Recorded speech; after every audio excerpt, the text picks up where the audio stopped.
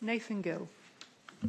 Yeah, thank you. I should probably start by saying that I completely agree with free trade, and I think that it's through trade that we can actually help the developing world, because trade will help people get out of the situations that they're in much better than aid.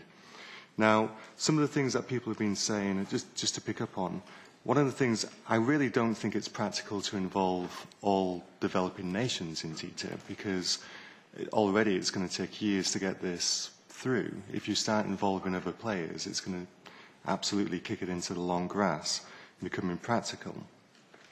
Just some of the other points I wanted to raise was, one of them is, this represents the US and EU coming together to essentially become the world's leading regulatory centre.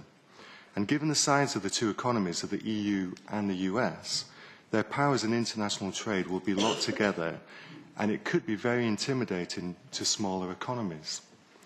And TTIP will also cause problems for non-Western nations who are excluded by the fact that TTIP only has the two players of the EU and the US, which means that other countries will feel resentment at not having been included in the negotiations. Furthermore, any regulatory changes agreed by the EU and US would mean other countries have to accept them whether they like it or not. And some countries, especially the poorer countries in the global south, will be ill-equipped to adapt to any changes agreed, either financially or logistically. So a big problem you've got there is it possible to include some of the players from the poorer nations and actually get this through at the same time? But by excluding them, it's almost a catch-22. If you exclude them, then it will cause problems for the developing world, I feel. And the current crisis has shown us that countries need to trade with each other.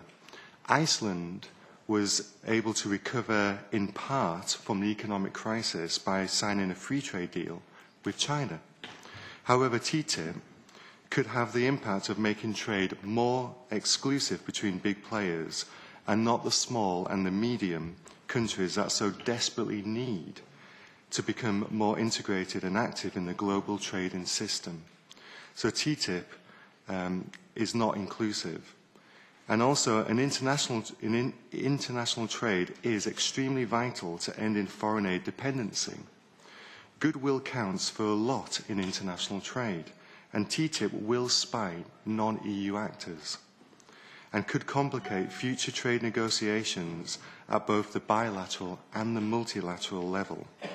Trade is too important for world stability to turn it into a political football, and all too often the EU has a habit of making world trade political, like the banana wars and also the Chinese solar panels. So just in conclusion, just to point out the fact that we're in a situation now in the world where the 1% own more than the 99% of the rest of the world.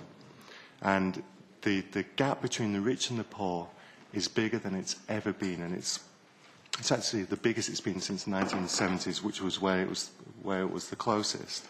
And so I think that this committee, because we are involved with development and international aid, this committee must ask the question, how will TTIP affect the poorest nations? Thank you.